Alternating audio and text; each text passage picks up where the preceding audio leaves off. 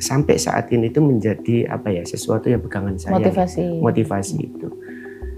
Gini loh, kalau berpolitik itu sebenarnya kalau basic sampean adalah basic pendidikan itu lebih baik, lebih enak. Karena apa? Karena kemanfaatannya itu nanti pasti akan lebih luas. Gitu. Apapun itu, walaupun umpamanya dasar semuanya adalah politik. Satu yang harus kita tekankan secara bersama-sama, kolaborasi adalah kunci utama dalam rangka membangun sebuah daerah. Di sini sebenarnya ada satu yang secara pribadi saya sangat berharapnya itu bahwa apapun kebijakan yang ditelurkan oleh eksekutif itu benar-benar dasar yang paling utama yang harus dilihat itu adalah menjadi kebutuhan daripada masyarakat. Tupoksinya DPRD Komisi A itu bagaimana sih caranya komisinya panjenengan untuk memastikan nih hubungan antara legislatif dan juga eksekutif ini bisa tetap baik gitu. Sehingga di sini itu ya sangat efektif sekali apabila ingin menciptakan sebuah kolaborasi yang baik antara eksekutif sama legislatif, Komisi A harus berperan. Bukan hanya melihat pada porsi program apa yang dicanangkan oleh pemerintah. Tetapi yang harus juga menjadi perhatian masyarakat itu adalah bagaimana kesinambungan atau keharmonisan antara eksekutif dengan legislatif.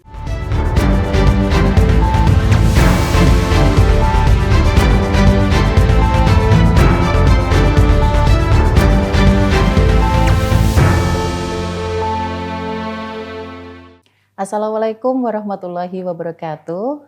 Selamat datang di ABTV In Podcast, bukan sekedar bicara, lebih dekat, lebih paham. Nah, untuk episode kali ini kita akan membahas soal kolaborasi eksekutif dan legislatif dalam meningkatkan kinerja pemerintah daerah.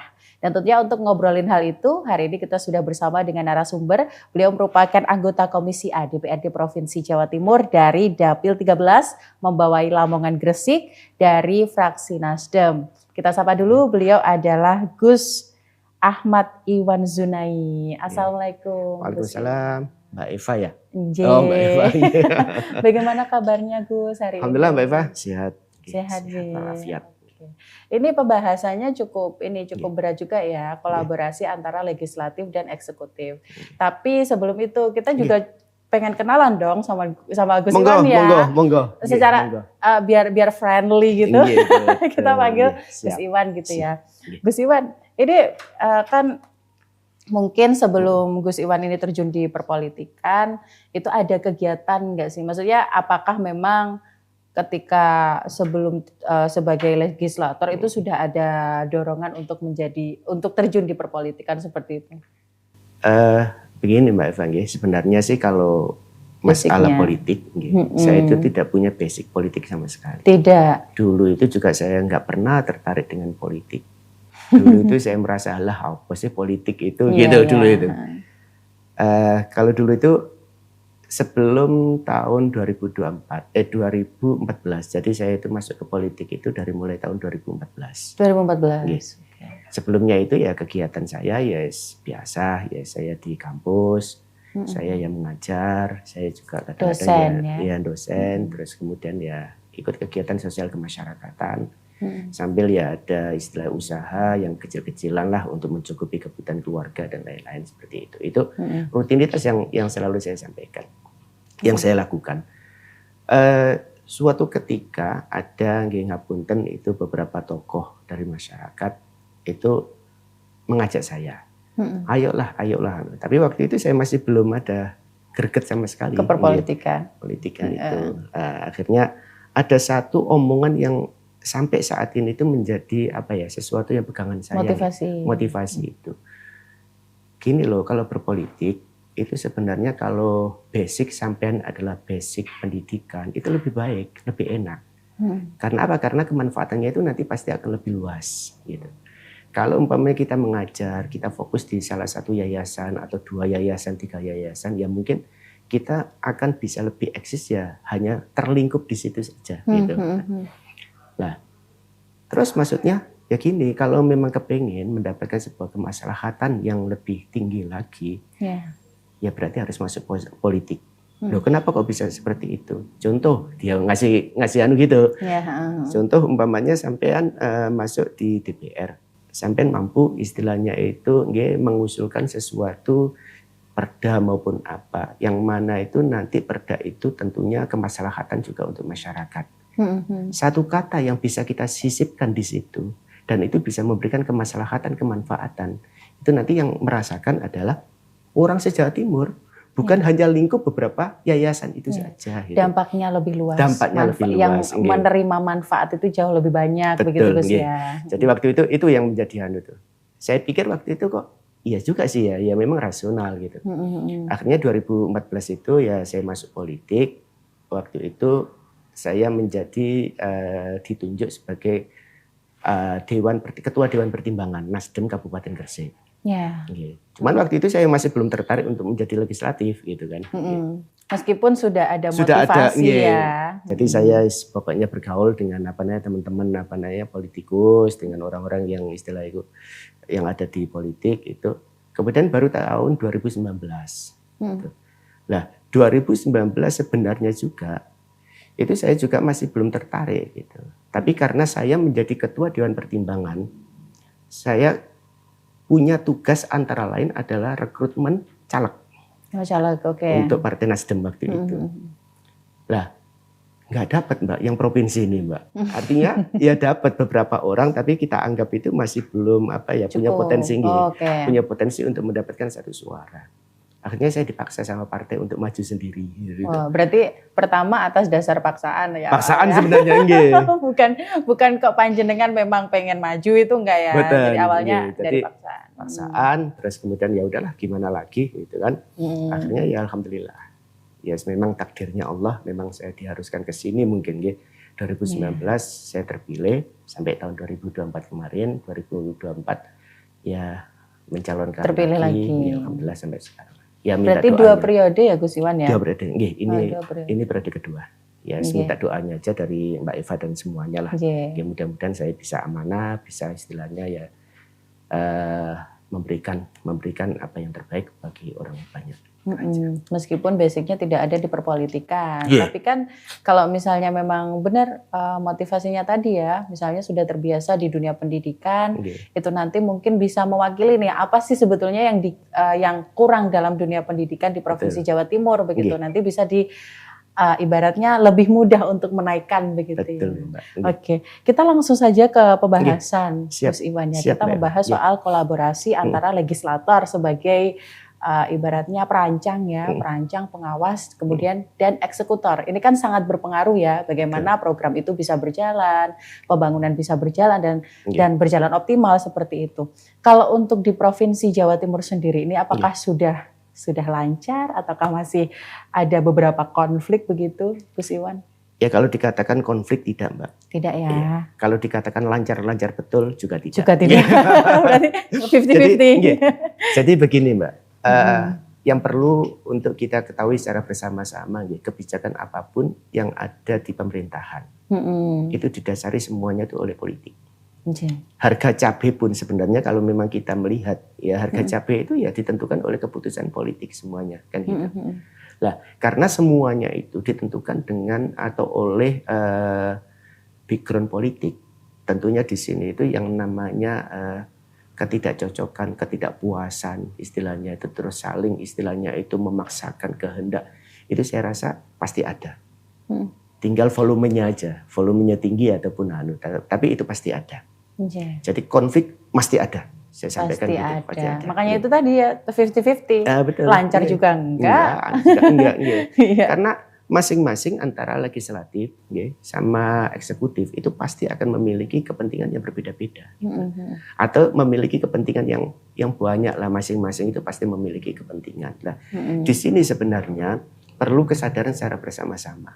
Apapun itu walaupun umpamanya dasar semuanya adalah politik. Satu yang harus kita tekankan secara bersama-sama, kolaborasi adalah kunci utama dalam rangka membangun sebuah daerah. Gitu. Nah, kolaborasi ini siapa? Ya antara lain antara eksekutif dan legislatif. Ya. Ini yang perlu sekali kita sampaikan kepada semuanya. Mari kalaupun seandainya ada kepentingan apapun yang sifatnya politis seperti itu ya, ayo ego kita jangan terlalu tinggi lah. Karena apa? Karena kita itu memiliki satu tanggung jawab untuk bagaimana memberikan yang lebih baik lagi kepada masyarakat. Gitu. Dan itu dibutuhkan satu kolaborasi dan kerjasama secara bagus dan baik antara legislatif juga termasuk dengan eksekutif. Okay. Bentuk kolaborasinya itu seperti apa sih Gus? Mungkin kalau masyarakat mungkin secara umum ya, kalau legislatif itu kan kita tahu tugasnya mengawasi, merencanakan anggaran dan lain sebagainya. Kemudian secara umum kita tahu kalau eksekutif itu adalah sebagai eksekutor pelaksananya begitu. Tapi secara detail itu kolaborasinya yang disebutkan itu seperti apa sih Gus? Jadi seperti ini Mbak Eva. Eksekutif itu kan merancang sebuah kegiatan. Nah, merancang sebuah kegiatan ini tentunya itu memerlukan istilahnya itu banyak hal. Di antara termasuk juga itu dibutuhkan istilahnya perancangan kegiatan yang dirancang oleh eksekutif itu juga membutuhkan modal. Membutuhkan anggaran. Ini nanti pasti ada kaitannya dengan tupoksi daripada legislatif. Ini karena legislatif itu budgeting gitu kan untuk anggaran itu. Nah tentunya nggak mungkin ini itu terus gontok-gontokan istilahnya itu nanti nggak mungkin, nggak boleh gitu loh. Bukan nggak mungkin harus. Jadi harus duduk bersama selalu untuk apa? Untuk fungsi kedewanan ini itu yang terkait masalah budgeting ini juga nanti benar-benar efektif dalam rangka untuk mengefektifkan daripada perencanaan kegiatan yang ada di eksekutif. Itu yang pertama. Kemudian tentunya eksekutif itu kan eksekutor. Dia adalah pelaku daripada program ataupun kegiatan. Nah ini tentunya agar efektif dan efisien, agar memang benar-benar tepat guna dan tidak istilahnya itu sasar gitu kan. Salah sasar perlu adanya pengawas kan gitu kan. Nah di antara tupoksi daripada legislatif itu adalah mengawasi keberjalanan eksekutif.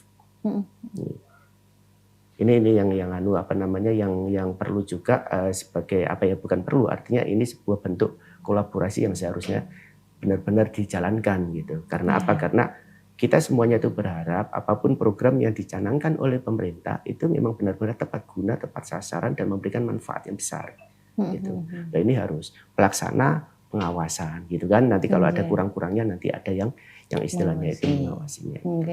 Dan kalau misalnya kita lihat Dewan Perwakilan Rakyat itu kan juga menampung aspirasi juga ya. Melalui reses, terus juga kunjungan ke beberapa daerah, kunjungan dapil seperti itu kan juga seperti mengumpulkan aspirasi masyarakat. Ini sebenarnya yang cukup penting sekali Mbak. Ini sangat penting sekali sebenarnya itu disadari oleh semuanya, khususnya disadari oleh eksekutif. Mohon maaf, kalau saya melihatnya di Jawa Timur ini ya tadi saya sampaikan nggak terlalu banyak kok konflik kepentingan seperti itu antara eksekutif legislatif ini nggak terlalu banyak, tapi ya kalau ada pasti ada lah. Tetapi di sini saya menekankan juga bahwa sebenarnya eksekutif itu harus melihat pada sisi ini, artinya sisi yang sampaikan tadi.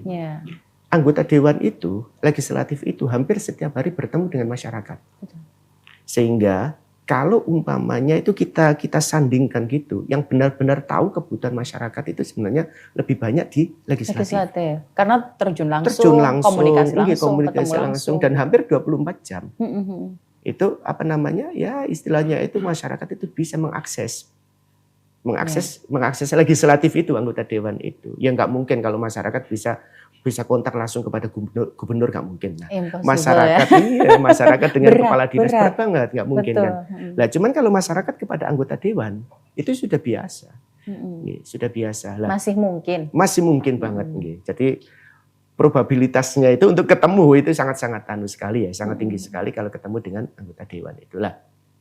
Di sini sebenarnya ada satu yang secara pribadi saya sangat berharapnya itu bahwa apapun kebijakan yang ditelurkan oleh eksekutif itu benar-benar dasar yang paling utama yang harus dilihat itu adalah menjadi kebutuhan daripada masyarakat. Karena memang adanya sebuah pemerintahan itu tugasnya itu adalah memenuhi daripada kebutuhan masyarakat. Nah, kalau seandainya tidak tahu kondisi masyarakat yang sesungguhnya, ibaratnya gitu, atau nggak tahu apa yang menjadi kebutuhan sesungguhnya dari masyarakat, Nah itu terus bikin program itu loh. Apa enggak program yang sasar kan gitu kan?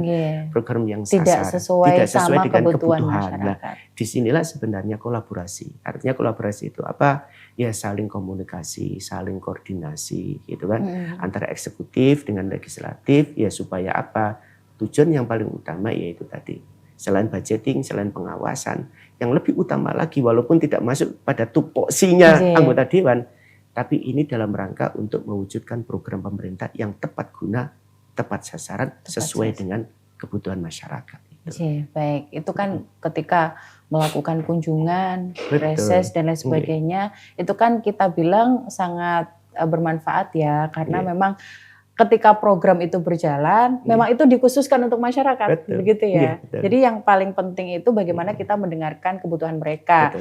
Begini, kalau misalnya melakukan kegiatan reses itu kan, apakah ada batasan nih? Mereka harus menyampaikan aspirasi, kemudian aspirasinya dikumpulkan, terus yang dinaikkan untuk dirapatkan seperti itu, apa ada batasan? Gus Iwan? Nggak ada ya. Jadi justru malah dengan adanya reses itu, forum reses itu sebenarnya ya kita nggak boleh batasi. Karena memang memang itu haknya masyarakat untuk menyampaikan apa yang menjadi kebutuhannya gitu kan. Kalau kita batasi berarti kan ya berarti tidak menampung kan, ceritanya. Kan, gitu, ya. Jadi memang harus kita buka selebar mungkin apapun itu. Cuman tentunya tidak semuanya nanti akan kita masukkan sebagai resum reses untuk dilanjutkan. Karena apa? Karena yang namanya kebutuhan itu kan ya banyak ya. Ya mohon maaf ini ya kita fair saja. Kadang-kadang masyarakat itu di saat kita ada forum reses itu menyampaikan itu apa? Menyampaikan kebutuhan pribadinya. Itu kan ya mohon maaf banyak itu banyak seperti itu. Lah, seperti ini kan nggak mungkin kita naikkan kan gitu karena ini urusan pribadi. Tapi kalau urusan yang komunal untuk komunitasnya, untuk kebaikan istilahnya itu kebutuhan orang banyak itu biasanya itu yang kita naikkan. Karena banyak Mbak, jadi kita curhat gitu ya. Kita berhadapan dengan banyak masyarakat, banyak orang itu masya Allah, macam-macam gitu. Macam-macam. Bahkan ya mohon maaf ini ya guyon aja sih, tapi ya benar gitu kan. Kita di rumah kadang-kadang itu sering di rumah. Jadi bukan hanya pada forum reses ya di rumah. Itu ada ya, masyarakat datang membawa apa? Membawa kontrak pinjaman ke bank. Wow. Bulan itu adalah deadline terakhir untuk membayar angsuran, gitu kan? Membayar angsuran. Kalau tidak nanti akan dilakukan istilahnya itu dijabel apalah istilahnya seperti itu kan. Nah, seperti itu juga diwadulkan kepada anggota dewan ini gitu kan. Padahal ini bukan ranahnya juga sebetulnya. Tapi diterima. Ya tetap diterima sebagai tamu ya tetap kita terima lah. Tetapi ya itu tadi kalau umpamanya untuk membantu menyelesaikan masalahnya itu ya mohon maaf kadang-kadang ya memang kita nggak bisa juga gitu kan. Karena seperti itu ya nggak satu nggak dua gitu. Ada lagi umpamanya mau menikahkan anaknya ya biasa sambat sowan gitu kan kepada anggota dewannya macam-macam. Tapi ya apapun juga seperti itu, itulah memang dinamika di masyarakat kita. Jadi ya kita tanggapi dengan asik aja gitu. Pokoknya yang penting sama-sama bahagianya lah. Ya namanya juga wakil rakyat kan. Wakil rakyat mau jadi teman curhat juga nggak apa-apa ya Gus ya. Cuman ya kadang-kadang yang perlu kita sampaikan kepada masyarakat yaitu tadi memang tidak semuanya itu bisa langsung kita terima terus kemudian nanti kita sampaikan kepada pemerintah. Itu nggak bisa. Nggak bisa semuanya. Yang bisa kita sampaikan itu ketika itu memang menjadi sebuah permasalahan bersama. Contoh kayak umpamanya jalan, contoh umpamanya sekolahan itu kan memang untuk kemaslahatan bersama-sama hal seperti itu yang bisa nanti kita naikkan. Tapi kalau sesuatu yang sifatnya pribadi ya nggak mungkin. Mohon maaf gitu ya. Kalau memang bisa kita bantu secara pribadi, ya alhamdulillah. Tapi ya kita kan kalau pribadi kan ada batasnya juga Mbak. Kemungkinan ya kita nggak bisa membantu 100% ataupun kadang-kadang ya kita nggak bisa membantu sama sekali ya. Kami mohon maaf gitu karena memang ya apapun juga walaupun kita anggota dewan gitu kan ya kita juga batasannya juga banyak lah Mbak dari sisi finansial dan lain-lain. Tidak semuanya harus dibantu juga. Iya, gitu ya sebenarnya kepingin membantu gitu kan. Gitu. Tapi kadang-kadang kondisi gitu. Kemampuan terbatas gitu ya. Jadi apa yang disampaikan kepada pemerintah daerah atau pemerintah pusat itu adalah aspirasi yang prioritas. Yang prioritas. Gitu ya. Oke. Ketika kita ngomongin soal tupoksinya DPRD Komisi A itu bagaimana sih caranya komisinya panjenengan untuk memastikan nih hubungan antara legislatif dan juga eksekutif ini bisa tetap baik gitu. Jadi memang Komisi A itu memiliki satu tugas yang cukup cukup vital ya dalam rangka untuk menciptakan sebuah kolaborasi yang bagus antara pemerintah, antara legislatif dengan eksekutif. Karena memang di antara tugas pokok daripada Komisi A itu kan mitranya adalah kan biro kepemerintahan, terus kemudian dengan hukum, dengan macam-macam gitu kan. Nah, itu kan tupoksinya. Artinya itu tugas pokok kemitraannya itu Komisi A itu ya terkait masalah pemerintahan itu yang paling utama. Nah, disinilah sehingga Komisi A itu ya sangat sering sekali itu kita bertemu dengan istilahnya itu stakeholder yang ada di eksekutif itu yang istilahnya itu dari unsur yang pimpinannya gitu kan. Tidak hanya pada OPD saja, tetapi mungkin pada sekdanya, mungkin kepada biro-biro yang ada di di pemerintahan Provinsi Jawa Timur seperti itu. Sehingga di sini itu ya sangat efektif sekali apabila ingin menciptakan sebuah kolaborasi yang baik antara eksekutif sama legislatif, Komisi A harus berperan. Harus berperan. Nah, itu alhamdulillah sudah kita Mbak. Jadi sudah kita lakukan dan itu selalu kita upayakan. Jadi kita selalu melakukan koordinasi dan komunikasi. Artinya kita harus selalu komunikasi dengan pihak sekda, dengan pihak kalau pembahasan keanggaran ya dengan TPAD gitu kan, TAPD gitu kan, TAPD, terus kemudian itu selalu kita lakukan dalam rangka ya ini tadi, jangan sampai antara legislatif sama eksekutif itu kalau orang Jawa renggang, nggak bisa itu, karena ya itu tadi untuk membangun sebuah apapun, apapun atau menciptakan sesuatu apapun itu nggak bisa. Dalam kehidupan ini kita harus jalan masing-masing, nggak bisa. Karena memang itu bekerja sama. Yang paling tahu urusan masyarakat sama yang bagaimana bisa mengoptimalkan program untuk masyarakat begitu kan Gus ya. Jadi itu yang selalu kita upayakan. Jadi komunikasi, koordinasi kami sangat intens sekali Mbak. Itu yang selalu selalu kita sampaikan, yang kita lakukan. Terus kemudian yang kedua itu ya karena kita di legislatif itu kan ya sering kita ketemu dengan masyarakat dan lain-lain. Keluhan apapun dari masyarakat itu yang setelah kita filter, kita saring itu mana yang menjadi prioritas untuk kita sampaikan itu ya akhirnya kita mudah untuk menyampaikannya itu kepada eksekutif. Itu yang selalu kita lakukan seperti itu. Baik, mungkin kalau misalnya yang nonton ABTV in Podcast ini ada beberapa yang beda sama backgroundnya gitu ya. Memang hari ini tuh kita lagi ada di Pondok Pesantren Sunan Derajat Lamongan. Jadi kita diundang sama Gus Iwan untuk datang ke sini, dan Gus Iwan ini juga tinggal di area Pondok Pesantren, area di sini. Terus kadang begini ya, kadang Gus Iwan ini kan kadang membuka kesempatan masyarakat untuk datang ke tempatnya panjenengan, gitu ya. 1 kali 24 jam atau gimana? Setiap hari. Ya, yang pasti itu kalau WA saya 24 jam, Mbak.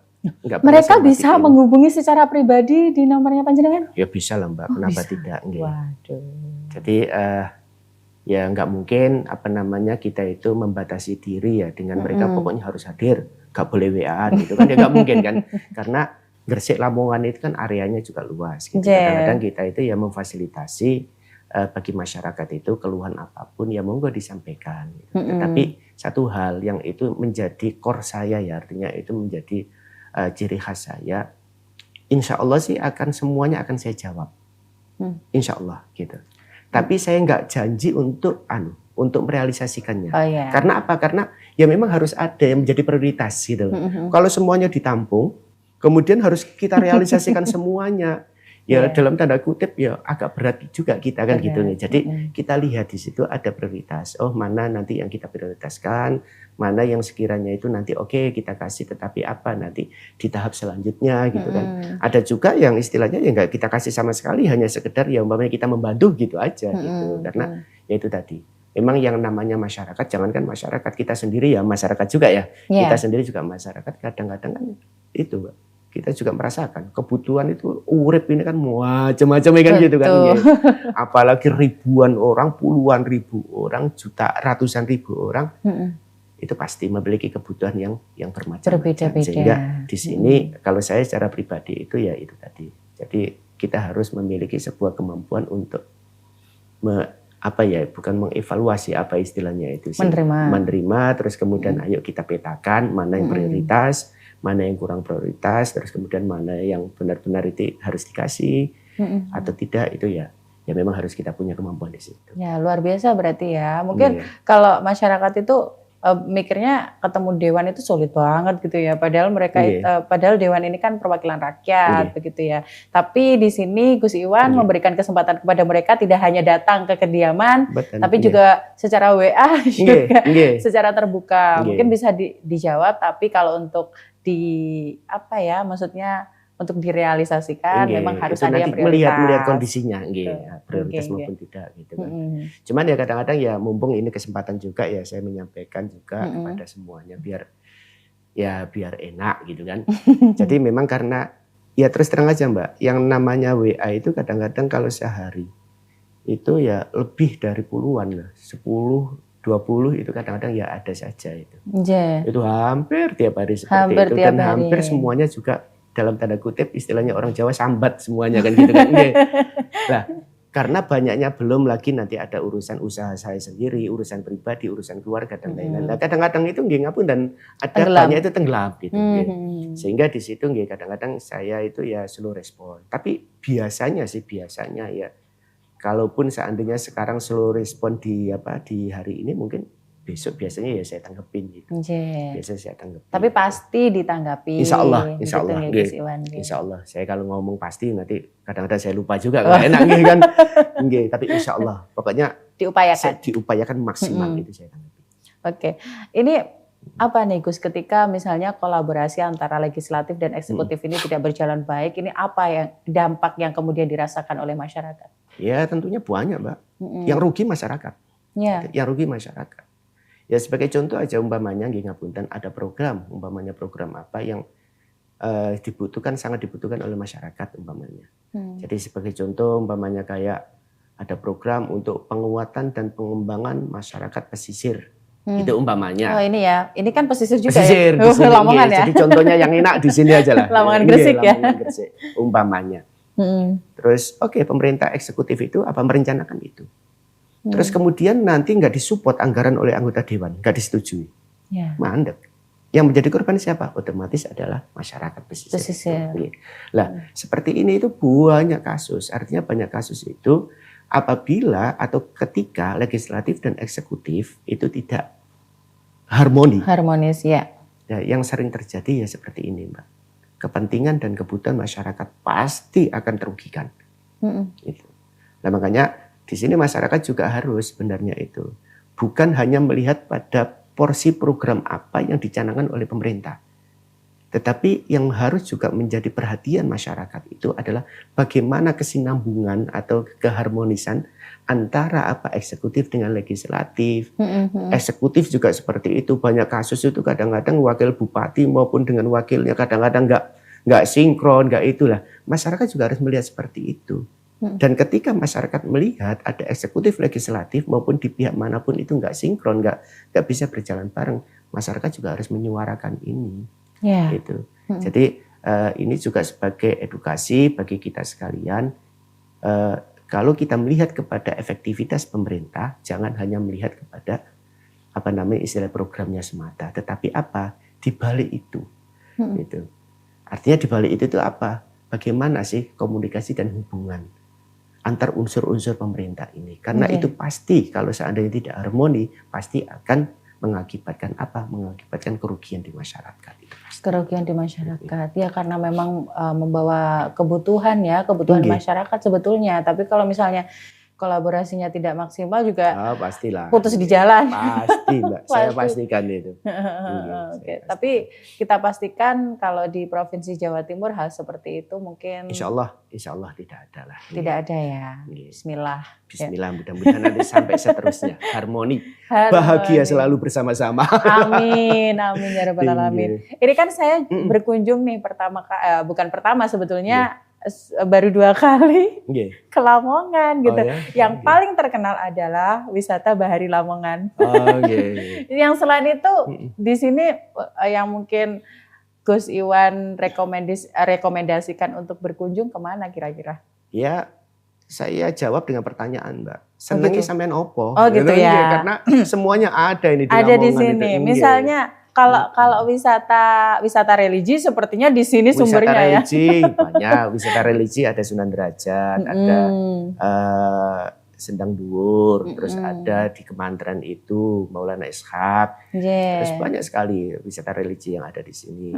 Kalau makanan sampean doyan opo sekarang? Apa aja doyan. Gitu. Nah, kalau kayak gitu ya tambah enak, semuanya tambah gampang nanti kita penuhi. Gampang nyarinya ya.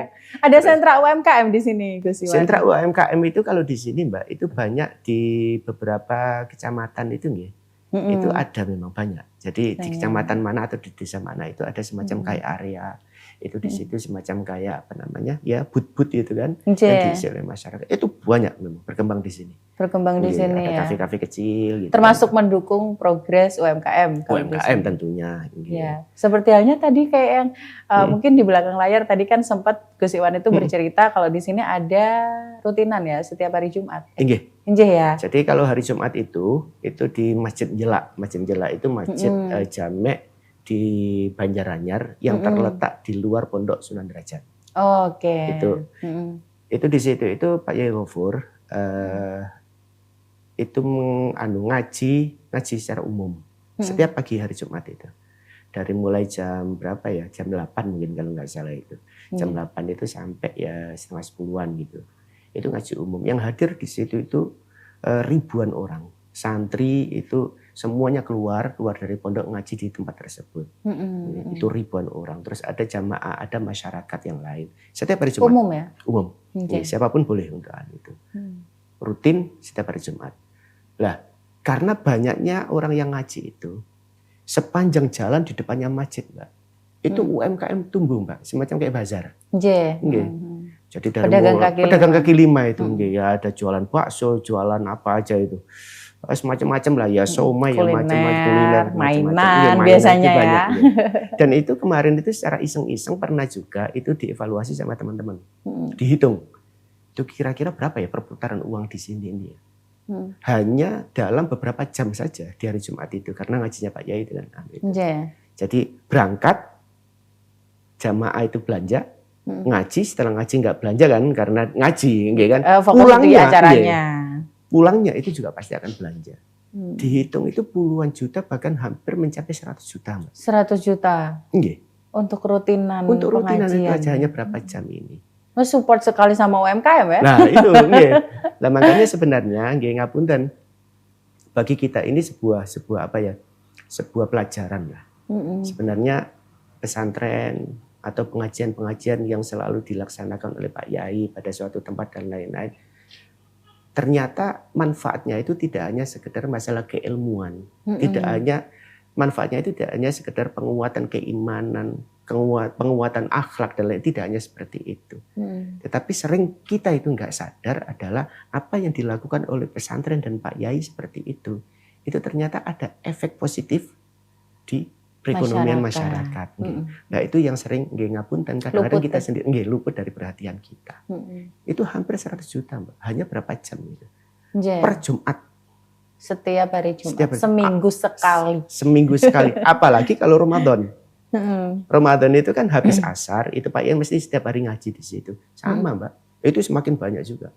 Itu apa namanya omset yang berputar yang di lokasi itu ya. Setiap hari itu sampai 22 Ramadan kalau nggak salah 22 atau 23 itu setiap tahun seperti itu. Sebetulnya juga tidak begitu apa ya maksudnya harus pemerintah yang berjalan untuk mengoptimalkan UMKM, tapi juga masyarakat seperti pengajian itu kan juga acara masyarakat, itu juga bisa mensupport mereka juga. Betul. Ya, cuman ya apapun juga ya perlu lah kita itu berharap kepada pemerintah itu. Artinya sebenarnya memang masyarakat kita itu masyarakat yang mandiri.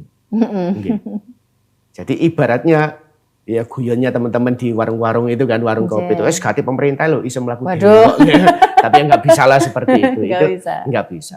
Ya, cuman itu tadi artinya apa? Ya harus kita pahami bahwa oleh pemerintah masyarakat itu sebenarnya cukup mandiri banget. Tinggal sekarang kehadiran supporting daripada pemerintah ini aja sebenarnya itu yang perlu untuk selalu ditingkatkan. Ya contoh aja seperti itu. Kan mungkin kan bisa itu dikembangkan atau disupport dengan istilah bantuan berupa apalah, terserahlah umpamanya kan gitu kan. Nah, pemerintah seharusnya itu juga melihatnya ya seperti itu. Jangan istilahnya gampang-gampangannya itu ya jangan biarkan masyarakat ini benar-benar sendirian gitu kan. Artinya apa? Potensi yang ada di masyarakat itu yang disupport, sehingga nanti ya pemerintah juga mengeluarkan cost juga nggak terlalu besar karena memang sudah dimulai sendiri oleh masyarakat dan masyarakat pasti akan mendapatkan sesuatu hasil yang lebih optimal. Luar biasa, Gus Iwan. Terima kasih, hari ini kita sudah terbatas waktu, time's up di sana. Siap. Mungkin next time kita bisa ngobrol lagi ya, terutama soal UMKM. Ini menarik nih ternyata keberadaan UMKM, keberadaan kegiatan pesantren dan lain sebagainya itu bisa mensupport sebegitu besarnya UMKM di lokal begitu ya, Gus Iwan. Semoga kita ketemu lagi, Gus Iwan. Terima kasih, Mbak Eva. Ini ngomong-ngomong matching juga ini sama birunya ini. Gitu ya. Jangan-jangan menyesuaikan ini. Kebetulan kan hari ini partainya kan Partai Nasdem begitu ya. Jadi tim kami itu ngobrol sama saya, Mbak besok coba deh upayakan outfitnya pakai yang biru. Gitu siap. Terima kasih ini. Sebagai bentuk support Gus Iwan ya. Siap. Baik Gus Iwan, terima kasih sekali lagi. Semoga nanti dikasih kesempatan untuk ngobrol lagi. Siap.